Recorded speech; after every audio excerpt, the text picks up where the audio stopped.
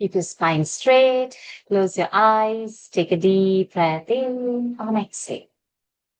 Take a deep breath in and exhale. Take a deep breath in. Hold it there. Oh.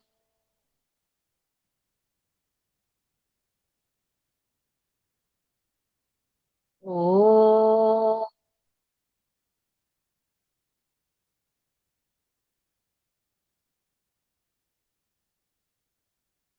Oh.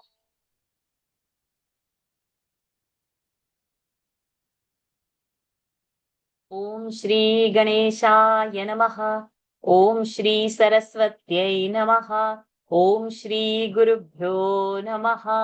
समस्तजनकल्याणे निरतं करुणामयं Namami चिन्मयं देवं सद्गुरुं ब्रह्मविद्वरं सद्गुरुं ब्रह्मविद्वरम्।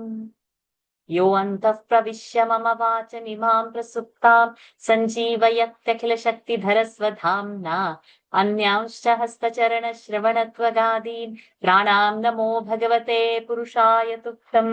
प्राणान् नमो भगवते पुरुषाय तुभ्यम्। सर्वमङ्गलमङ्गल्ये शिवे सर्वार्थसाधिके शरण्ये त्र्यम्बके गौरी नारायणि नमोऽस्तुते। नारायणि नमोऽस्तुते। सिन्दूरारुणविग्रहान् त्रिनयनां माणिक्यमौलिस्फुरत् तारानायकशेखरां स्मितमुखीमापीनवक्षोरुहा पाणिभ्यामलिपूर्णरत्नचषकं रक्तोत्पलं बिभ्रतीम् सौम्यां रत्नघटस्थरक्तचरणान् ध्यायेत्परामम्बिका। अरुणाङ्करुणातरङ्गिताक्षीं धृतपाशाङ्कुशपुष्पबाणचापाम् अणिमादिभिरावृतां मयूखैः अहमित्येव विभावये भवानीं। ध्यायेत् पद्मासनस्थां विकसितवदनां पद्मपत्रायताक्षीं हेमाभां पीतवस्त्राङ्करकलितलसद्धेमपत्रा हेमाभां पीतवस्त्राङ्करकलितलसद्धेम पद्मां वराङ्गीं सर्वालङ्कारयुक्तां सततमभयदां भक्तनम्रां भवानीं श्रीविद्यां शान्तमूर्तिं सकलसुरनुतां सर्वसम्पत्प्रदात्रीं सकुङ्कुमविलेपनामलिकचुम्बिकस्तूरिकां समं दहसि तीक्ष्णां सशरचापपाशाङ्कुशाम् अशेषजनमोहिनीमरुणमाल्यभूषाम्बरां जपाकुसुमभासुरां जपविधौ स्मरेदम्बिका।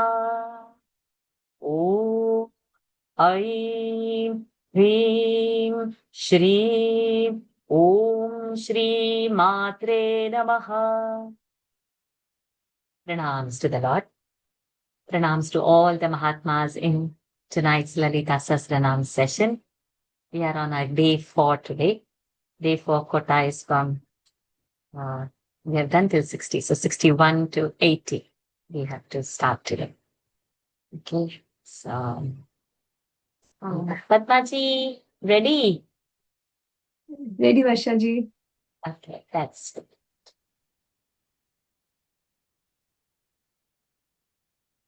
Good. So number 61.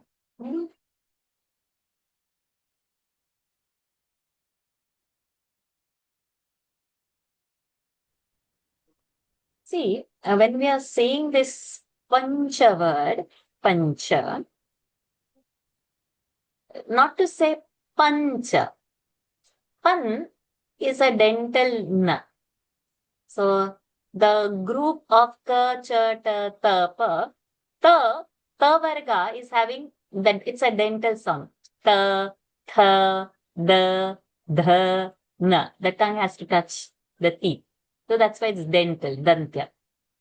Whereas the second group, the cha varga, that is the talu group, soft palate, where the back of the tongue, the broad part of the tongue, is touching the back of the throat, not the hard palate. the soft palate. So, cha, cha, ja, jha, ny. So, the nya is that pancha's ny. So, it's not pancha, pancha. So, you're not touching the tongue to the teeth. Pancha. Without that. So, the na is different. Na is different. Na, you touch your tongue to the hard palate. That is the murdhani sound, cerebral sound. And one more behind the hard palate, the soft palate is ny. So, pancha. So, I'm not saying pancha. Pancha.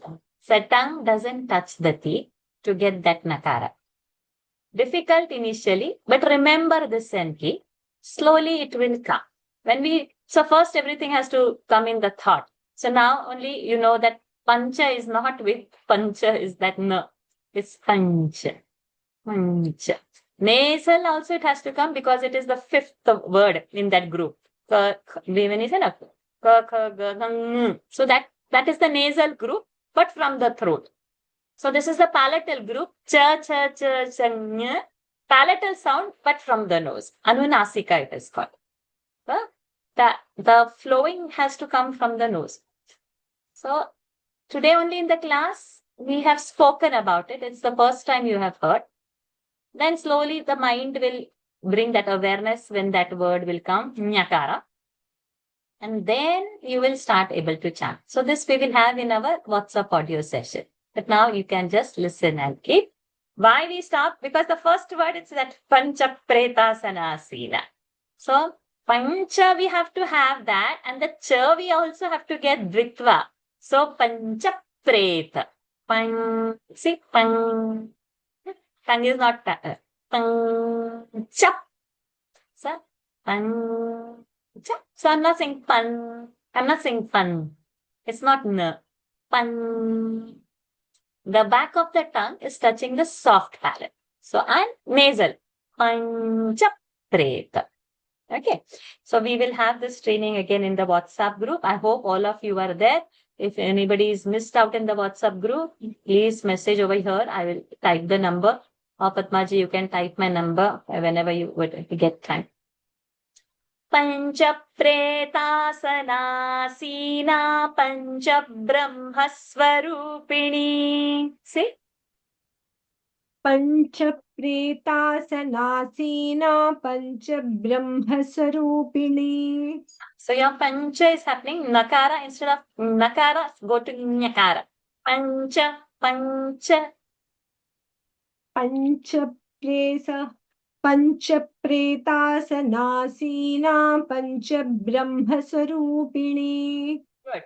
Chinmayi Paramananda Vijnana Dhanarupini.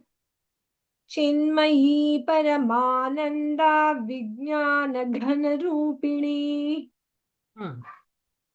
पंच पंच प्रेतासनासीना पंच ब्रह्म स्वरूपिणी.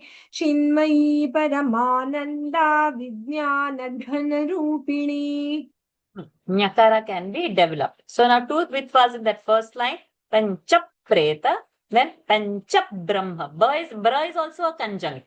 So Panchab and Panchab. So first one will have one extra half per sound. And the second Pancha will have extra half per sound. Because Brahma's ba is there. So Panchab Preta. Panchab Brahma. Chab Brahma. Chab. Second is Chab. First is Chap. Panchab Preta. Panchab Brahma. Got the difference? Then, where we have to focus, Chinmayi Paramananda, Vijnana. V is also a Dvitva. Vijnana, because Nya is a conjunct. And Dhana Rupini, that Gha is a Mahaprana Gha. Pancha Pretasana Sina Pancha Brahma Swarupini Chinmayi Paramananda Vijnana Ghana Rupini. Ni Murdhani Nikara and Dirgha sound. Second, Dhyanat Dhyatru Dadhya. So Nadhya, one half the is coming with na. Dhyana, dhyatrudhye, trudhye. Over there also Dvitva. Dhyana, dhyatrudhyeya rupa dharma, dharma vivarjita. ध्यान ध्यात्र ध्येय रूपा धर्मा धर्म विवर्जिता.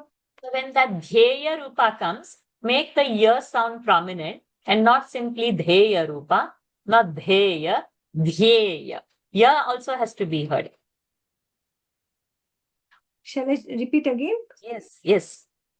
ध्यान ध्यात्र ध्येय रूपा धर्मा धर्म विवर्जिता. विश्वरूपा जागरिणी स्वपंती तैजसात्मिका. विश्वरूपा जागरिणी स्वपन्ती तेजसात्मिका. ध्यान ध्यात्र ध्येय रूपा धर्मा धर्म विवर्जिता.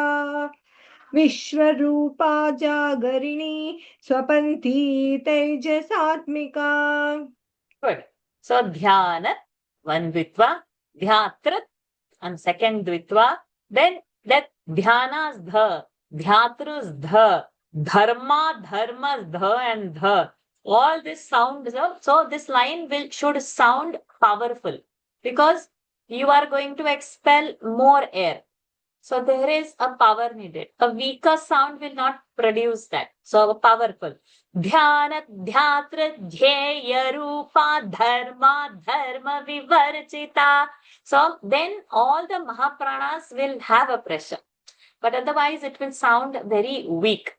So whenever such lines come, we have to also hold our breath, also have a power and give power to that. So that mantra's vibration is also felt. The arrangement of such words are not accident. So they want certain areas that we touch in the mouth and click something with our prana and in our brain. And then those changes and those vibrations, we will be dwelling on it. Okay. Then second line, Vishwarupa. Vishwarupa's ru is a long ru. Jagarini's ni is a long ni ending. Swapanti is a long ti. And then it's not Tejas Atmika. It is Ai ki matra. So Tejas Atmika pronunciation has to come. So again a common mistake where people would say Tejas Atmika, not Te, Tai. Ai matra is there. Dhyana dhyatra dhyeya rupa dharma dharma vivarjita. Vishwarupa Jagarini Swapamti Taijasatmika. See, Jagarini Swapamti. We are holding that Dirgha sound. So many people, because they are in hurry to chant and finish. So Vishwarupa Jagarini Swapamti Taijasatmika. So Swapanti Jagarini Tejasa, it goes. So we have to hold the sound. Dhyana dhyatra dhyeya rupa dharma dharma vivarjita. Vishwarupa jagarini swapamti taijasatmika. Third one. Supta pra. See now, supta and pra is a conjunct. But supta, a ki matra is there. It is not a short sound. It is a long sound. So when a long sound comes, dvitva doesn't happen. So dvitva happens only if before a conjunct there is a short sound, rasva sound. So supta pradnya, it will go like that. It can't go supta pradnya, cannot.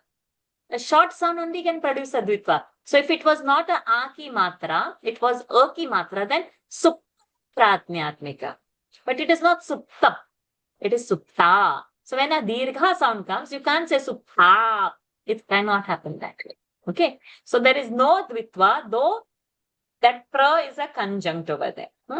Supta pradnyatmika turya sarvavastha vivarjita. Same, pradnyatmika. It's not pradnyatmika. So if it was pradnya, there is a dvitva. But it is pra, aki matra. So no dvitva. Supta, pradnyatmika, no dvitva, all plain. So the swara matters. If it is a dirgha swara, we are not doing a dvitva over there. Go ahead. सुप्ता प्रज्ञात्मिका तुर्या सर्वावस्था विवर्जिता. Good. Sarvavasthastha Mahaprana. Very good. Srishtikartri Brahmarupa Goptri Govindarupini. सृष्टिकर्त्री ब्रह्मरूपा गोप्त्री गोविन्दरूपिणी. सुप्ता प्राज्ञात्मिका तुर्या सर्वावस्था विवर्जिता. सृष्टिकर्त्री ब्रह्मरूपा गोप्त्री गोविन्दरूपिणी. Very good. So Srishtikartri, it is Dirgha. So for Brahma, though it is a conjunct three, there is no Dvitva over there. See? So many examples in this verse we got. 3 examples. When the Dirgha sound is there, before a conjunct, Dvitva is not happening. Supta Pratnyatmika Turya So again, what to say? Turya. It is Tu is a short sound. So Turya.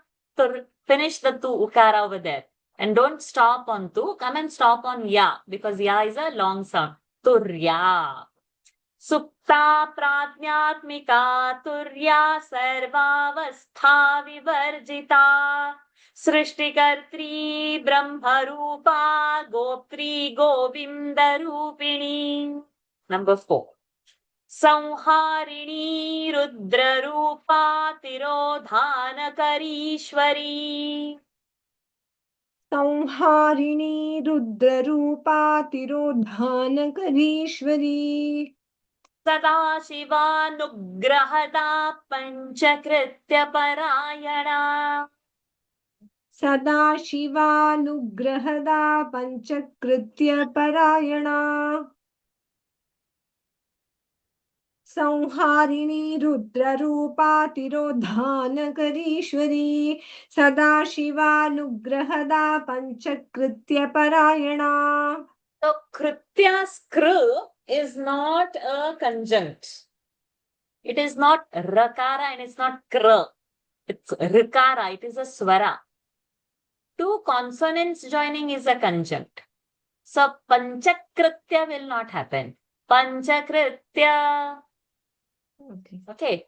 And not Pancha. Pancha. Yes. Without the Dvitva and make that Pancha. Pancha. Okay.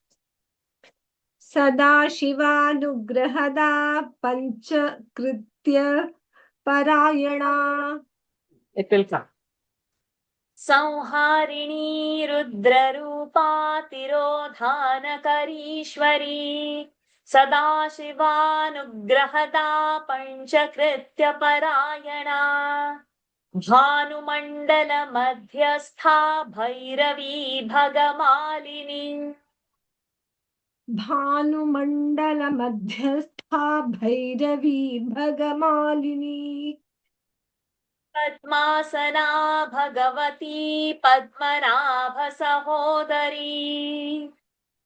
Padmasana भगवती पद्मनाभसहोदरी. भानुमण्डलमध्यस्था भैरवी भगमालिनी. पद्मासना भगवती पद्मनाभसहोदरी.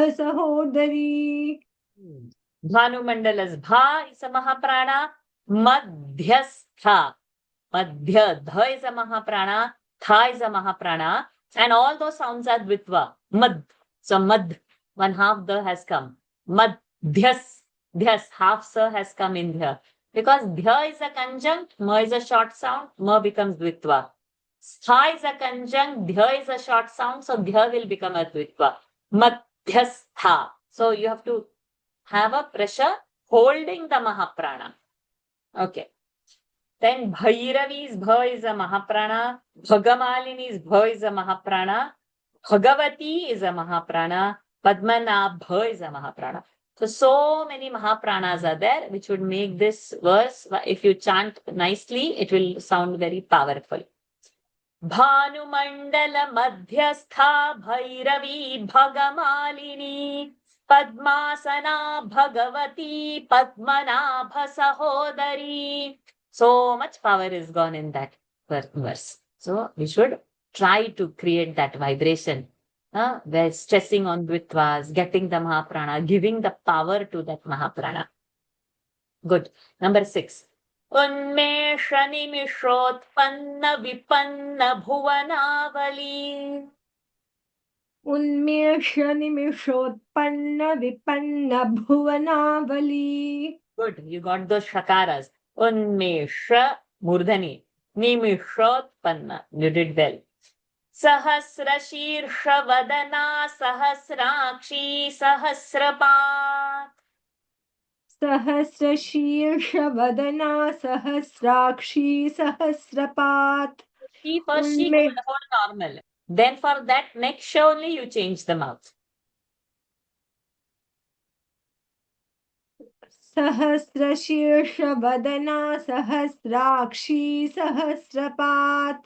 उन्मेष निमिषोत्पन्न विपन्न भुवनावली.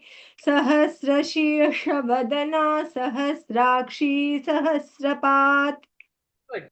Unmesha nimishotpanna vipanna bhuvanavali. Sahasra shirsha vadana sahasrakshi sahasrapat. Next. Abrahma kita janani varnashrama vidhayini. आब्रह्मकीट जननी वर्णाश्रम विधायिनी. निजाज्ञारूप Nigma पुण्या पुण्य फलप्रदा. निजाज्ञारूप Nigma पुण्या पुण्य फलप्रदा. आब्रह्मकीट जननी वर्णाश्रम विधायिनी. निजाज्ञारूप निगमा पुण्या पुण्य फलप्रदा.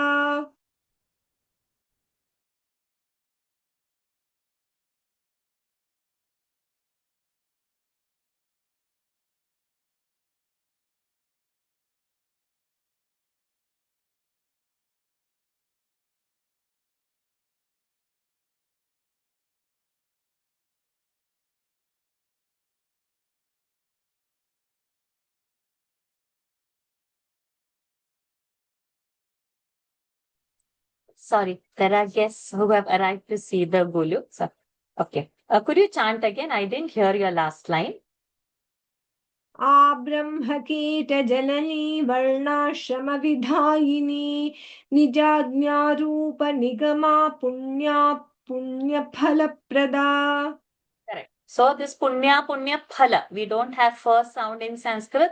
We have pal. Pa's Mahaprana will become pa, and phala prada, la is a dvitva because pro is a conjunct. So so we need twice the oshtha sounds. Phala prada. For la prada also. So the lips are going to join twice consecutively. Phala prada. Phala prada. Got it? So again, not to miss that sound. Let's go ahead. No, I have to chant.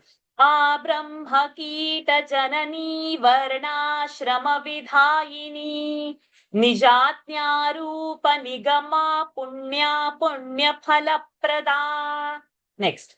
Shruti simanta sinduri krita padabja dhulika. Shruti सीमंत सिंदूरीकृत पादाब्ज धूलिका. सकलागम संदोह शुक्ति Samput मौक्तिका. सकलागम संदोह शुक्ति Samput मौक्तिका. Shruti सीमंत सिंदूरीकृत पादाब्ज धूलिका. सकलागम संदोह शुक्ति Samput मौक्तिका. Shruti, Simanta. C is long. Shruti, both sounds are short. Shruti. So we are saying it quickly. Shruti. But when C comes, we are holding it. Shruti, Simanta. Then C is short. Du, Ri, we are holding. Shruti, Simanta, Sin, Sin. See, we have cut the sound. Duri, we have hold over there. Then Krita, short. Pada, long sound. Padabja. Dhu is a long sound. Lika, li short, ka is long. So we are when there is a short sound, we go to the next alphabet quickly. And when there is a long sound, we hold that alphabet to make it longer. Okay. Shruti Simanta Sinduri Krita Padabja Dhulika. Got it?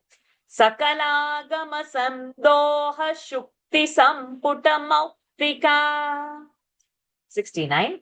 Purushartha Prada Purna Bhogini Bhuvaneshwari.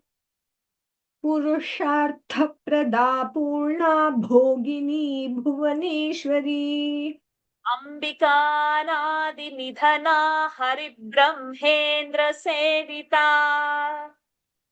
अंबिकानादिनिधुना हरिब्रह्मेन्द्र सेविता पुरुषार्थप्रदा पूर्णा भोगिनी Bhuvaneshwari अंबिकानादिनिधना हरिब्रह्मेन्द्र सेविता. Purushartha. From Murdhani has to come. Purushartha. Then Tha is a Mahaprana. And then the Tha should become Dvitva.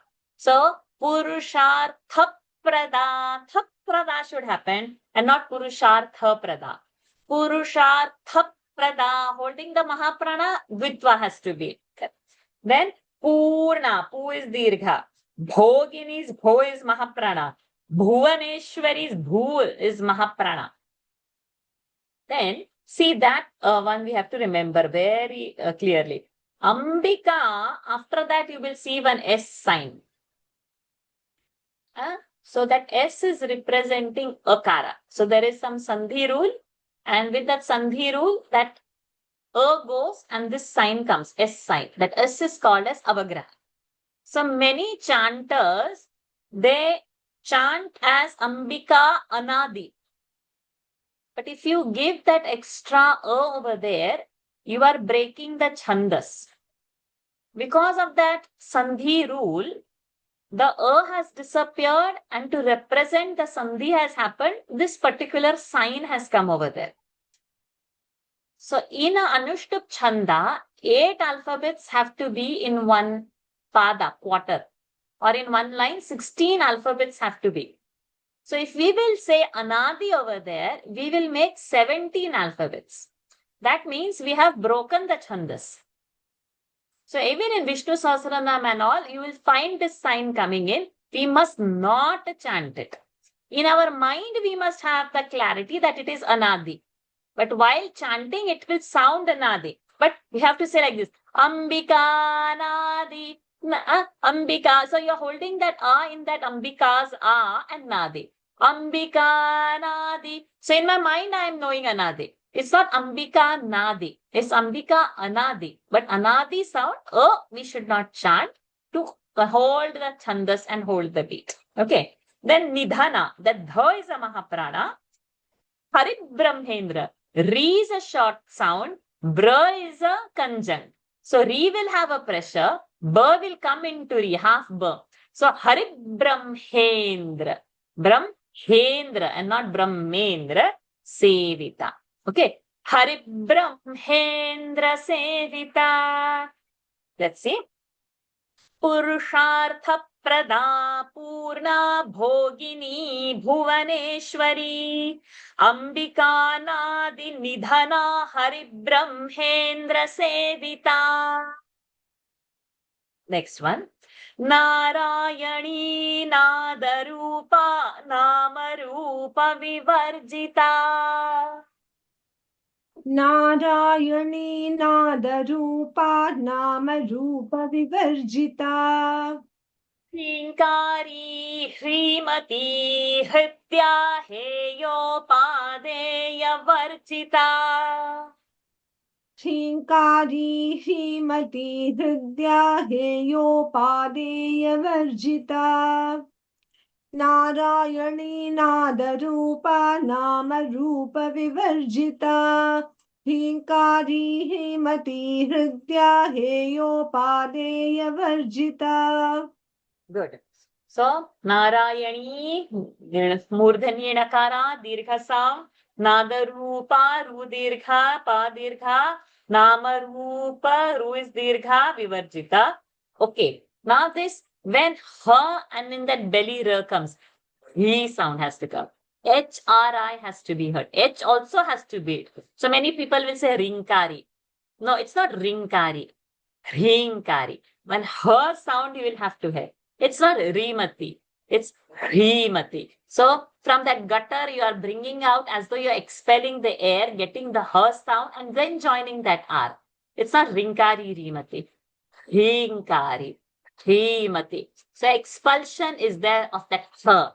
Her is you expel air. So he.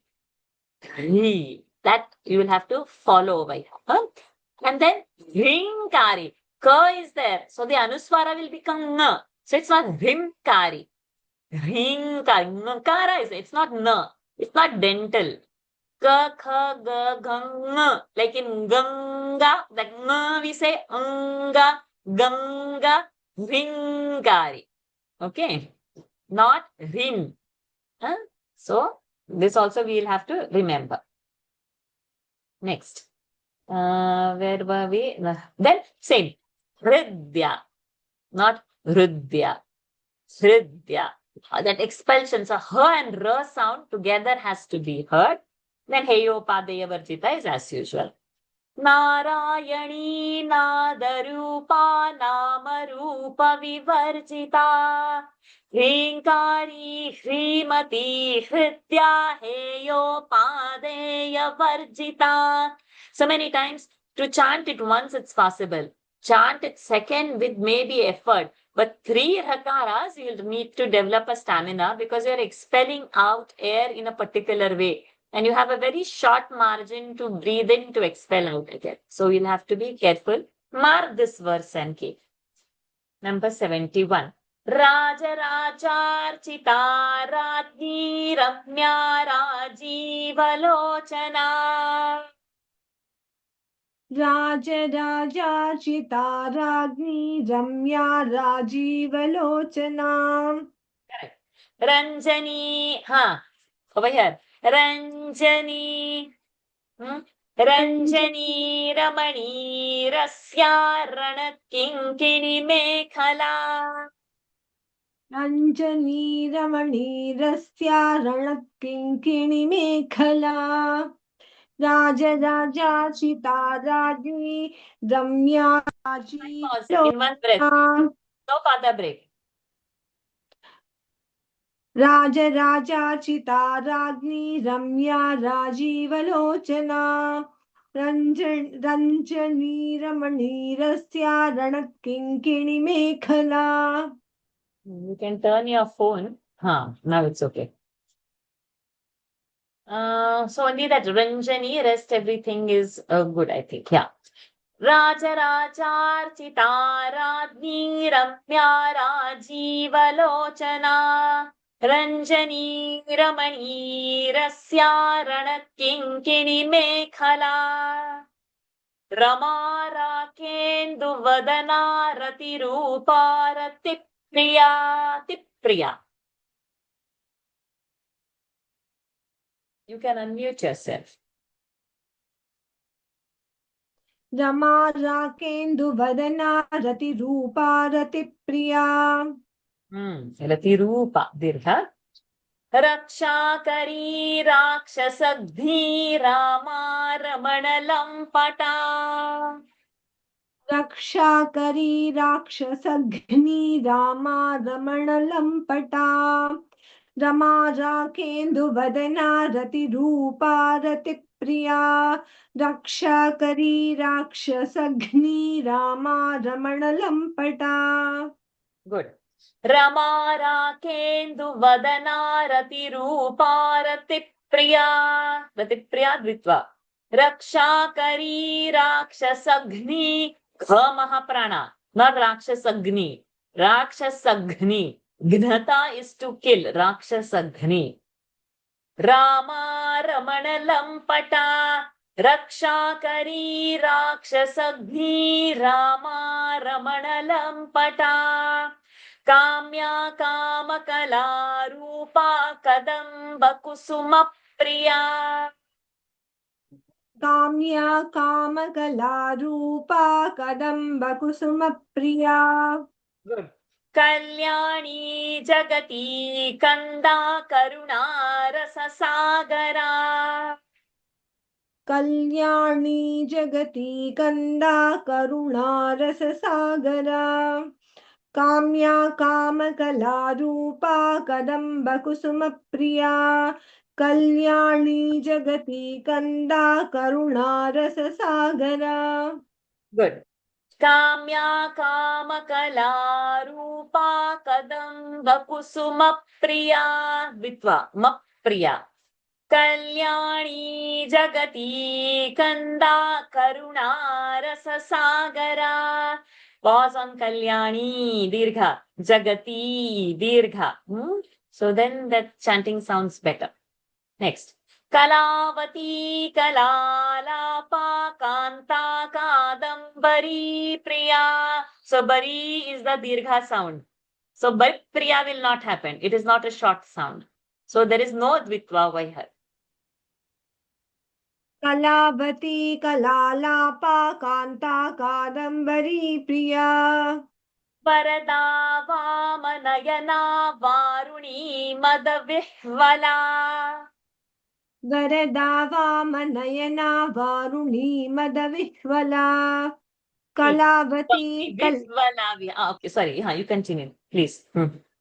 कलावती कलालापा कांता कादम्बरी प्रिया वरदा वामनयना वारुणी मदविह्वला We remember that rule. In the belly of her, if the Vargiya Vyanjana comes, we chant that Vargiya Vyanjana first and then we say her. But now in the belly of her, there is a Vargiya Vyanjana. V. Ya, R, L, V, Sh, Sh, S, H. These are avargiya vyanjanas. So now we have to chant her first and then say the V. In Brahm, Ha, Ma is a Vargiya Vyanjana. So Ma came first, Ha is later. In this Vihvala, Va is a Avargiya Vyanjana. So Ha should come first and then Va. Vihvala and not Vivhala. Getting the difference? Vihvala. Brahm, Ha. Ha is next. Vihvala, Ha is said first. This is the difference between Vargiya and Avargiya Vyanjanas. Okay? Any doubt anybody has on this? Want to clear? Anybody has question on this? It's clear? Vargiya, Vargiya, what? Clear, right? Okay. Then where we are? So Kalavati Dirgha sound, Kadambari Dirgha sound, Varuni Dirgha sound. Ikaras Dirgha. Akaras are also there. Kalalapa. I'm not talking of akaras much because normally we would hold that a sound because we have to say pa. This is not missed. But ikaras are missed. Jagati Kanda. No, it's Jagati Kanda. So Ringkari. People are missing on the ikaras. So I'm stressing on that. Ukaras also. So we have to see. Kalavati Kalalapa Kanta Kadambari Priya Varada Vamanayana Varuni Madavihvala Vihvala. Okay, next. Vishwadhika Veda Vedya Vindhya Chalanivasini. विश्वाधिका वेद वेद्या विंध्याचल निवासिनी विधात्री वेद जननी विष्णु माया विलासिनी. विधात्री वेद जननी विष्णु माया विलासिनी विश्वाधिका वेद वेद्या विंध्याचल निवासिनी विधात्री वेद जननी विष्णु माया Vilasini. Vishwadhika, that dha is a mahaprana. Veda Vedya is normal. Vindhya, that dha is a normal. Nivasini is normal. Vidhatri, that dha is a mahaprana. Veda Janani is normal. Then Vishnu Maya, not Vishnu. Vish. Given that half shakara has to go murdani. Vishnu, not Vishnu. Vishnu. Maya. Vilasini. Normal. विश्वाधिका वेद वेद्या विंध्याचल निवासिनी विधात्री वेद जननी विष्णु माया Vilasini kshetra. Now this kshetra, KSH sound has to be heard. So you try as if you are doing guttural and then it comes out. Kshetra, not she, she, not SH. KSH, Kshetra. So this will come many times and we'll have to get this pronunciation correct. Okay.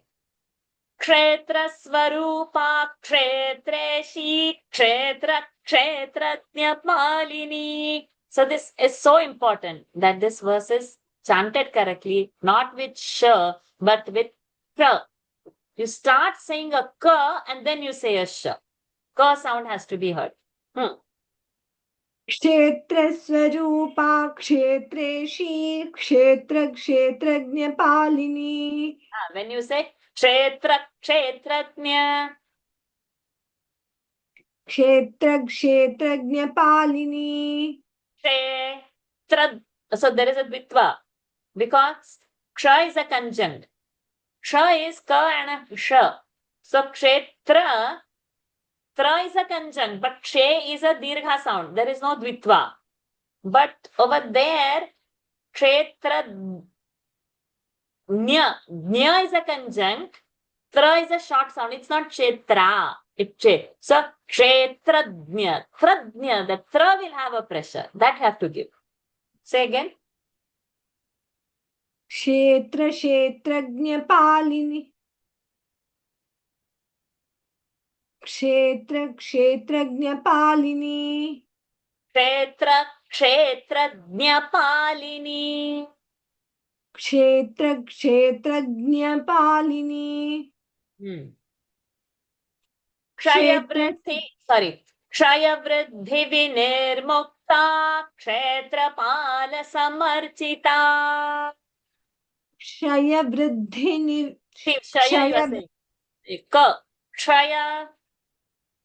क्षयवृद्धि विनिर्मुक्ता. It is coming shaya. Don't change the mouth. It is from the gutter, from the kantha. Ksha, ka, ksha. क्षयवृद्धि. You are changing the mouth for making it a murdhani. Nothing there is not murdhani. That it, the starting sound is guttural. Ka, ka, ka, kshe. क्षयवृद्धि क्षयवृद्धि विनिर्मुक्ता. We'll get it later. क्षयवृद्धि विनिर्मुक्ता क्षेत्रपाल समर्चिता. क्षेत्रस्वरूपा क्षेत्रेशी क्षेत्र क्षेत्रज्ञपालिनी. Break the pada, go in one breath. क्षेत्रस्वरूपा क्षेत्रेशी क्षेत्र क्षेत्रज्ञपालिनी. Saying kshetra kshetradnyapalini. It's not she. You will get it slowly. क्षयवृद्धि विनिर्मुक्ता Kshetrapal समर्चिता. Again, Shaya Vriddhi, Kshetrapala. It's not she. Okay, so you'll have to practice the ksha sound. Ksha. Ksha. Ksha. So you try to go to say ka and then change it to sha. Kshetra Swarupa Kshetreshi Kshetra Kshetratnyapalini Shaya Vriddhi Vinirmukta Kshetrapala Samarchita. So for everybody, this is a good exercise to get ksha pronunciation correct. KSH sound has to be heard. Next, where are we? Kshetra, kshaya vriddhi. That dha sound also has to be clear. Okay. Next, Vijaya Vimala Vandya Vandaru Janavatsala. Vijaya Vimala वन्द्या वन्दारु जनवत्सला. Good. Vagvadini Vamakeshi Vandhi. Na is a Vargiya. So Vandhi and not vanni, not ni ending, he ending. Vagvadini Vamakeshi Vandhi Mandalavasini. वाग्वादिनी वामकेशी वह्निमण्डलवासिनी Vijaya Vimala वन्द्या वन्दारुजनवत्सला वाग्वादिनी वामकेशी वह्निमण्डलवासिनी Vijaya Vimala वन्द्या वन्दारुजनवत्सला वाग्वादिनी वामकेशी वह्निमण्डलवासिनी भक्तिमत्कल्पलतिका पशुपाशविमोचिनी भक्तिमत्कल्पलतिका पशुपाशविमोचिनी Samhrita, see again our her has come. Samhrita Shesha Pashanda Sadachara Pravartika. So Pashanda, Pakhanda, both are okay. So Patha Bhedas will be there. संहृता शेषपाषण्डात् सदाचारप्रवर्तिका भक्तिमत्कल्पलतिका पशुपाशविमोचिनी संहृता शेषपाषण्डा सदाचारप्रवर्तिका भक्तिमत्कल्पलतिका पशुपाशविमोचिनी संहृता शेषपाषण्डा सदा see Pashanda, Samhrita Shesha, Pasha. So you have to go with Shakara two consecutive. Samhrita Shesha Pashanda Sadachara Pravartika. Pravartika. Ra will be having a Dvitvasa. Okay, next. Tapatrayagni Santapta Samahladana. La is a avargiya. So samahladana and not samalhadana. Samahladana. Tapatraya. So tra is a conjunct, pa is a, so pa will have a dvitva. Tapatrayagni santapta samahladana chandrika. तापत्रयाग्निसन्तप्तसमाह्लादनचन्द्रिका. Don't pause on samahladana. Keep that hadana together. तापत्रयाग्निसन्तप्तसमाह्लादनचन्द्रिका. तरुणी तापसाराध्या तनुमध्यातमोपहा. तरुणी तापसाराध्या तनुमध्यातमोपहा तापत्रयाग्निसन्तप्तसमाह्लादनचन्द्रिका तरुणी तापसाराध्या तनुमध्यातमोपहा. So, tapatraya, there is a ditva.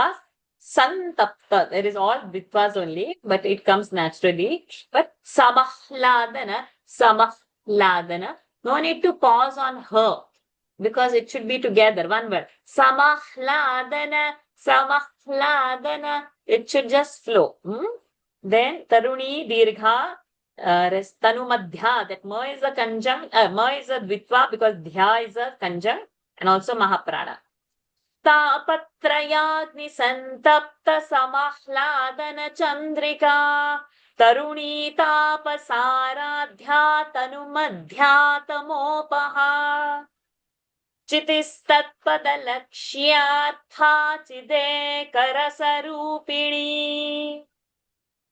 चितिस्तत्पदलक्ष्यार्था चिदेकरसरूपिणी स्वात्मानन्दलवीभूत ब्रह्माद्यानन्द सन्ततिः स्वात्मानन्दलवीभूत ब्रह्माद्यानन्द सन्ततिः चितिस्तत्पदलक्ष्यार्था चिदेकरसरूपिणी स्वात्मानन्दलवीभूत ब्रह्माद्यानन्द सन्ततिः.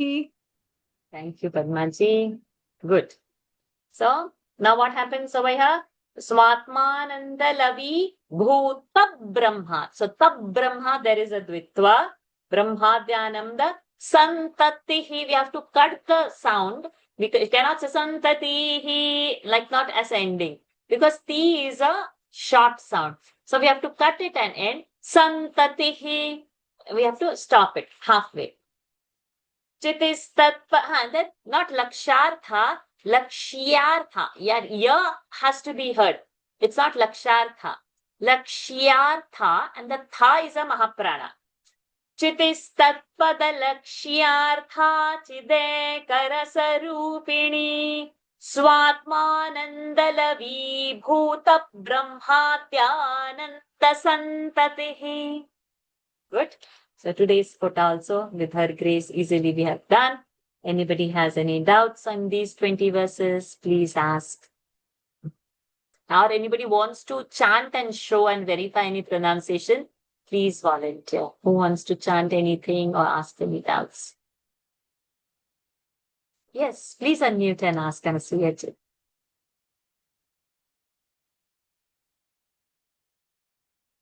Unable to unmute? May I? Yes, you are.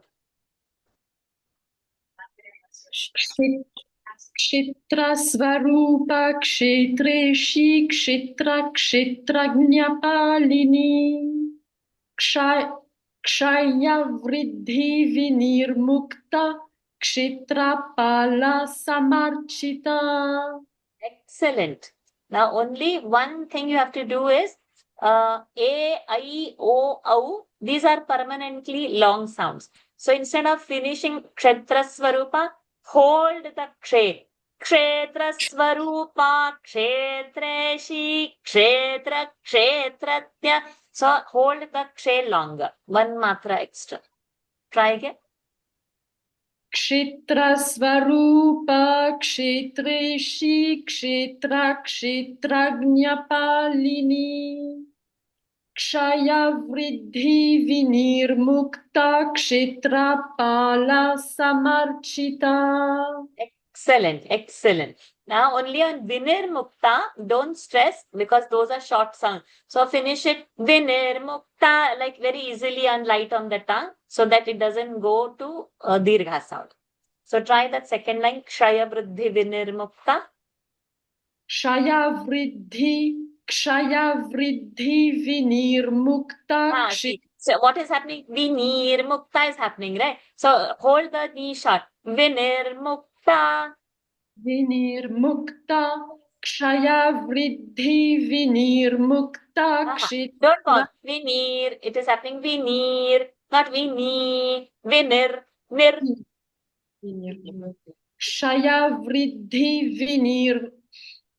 Kshaya vridhi vinirmukta kshetrapala samarchita. Excellent. Perfect. Good. Very well done. Richaji, you want to chant some verse? Yes, Which please. one?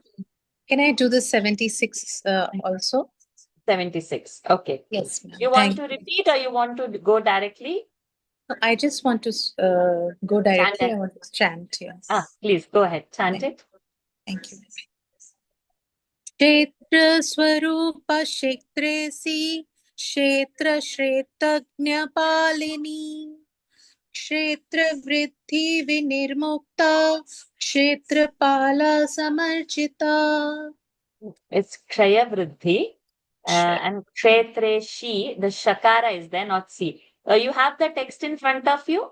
Yes, ma'am. Yes. Yeah. So just say Kshetra Swarupa Kshetreshi. Kshetra Swarupa Kshetreshi Kshetra Shretrajñapalini. Okay. Over. Kshetra Trak. One will sound will come. Kshetra Kshetra. Kshetra. Trak. One curve will come into it. Kshetra. Kshetrak. Okay. Kshetra.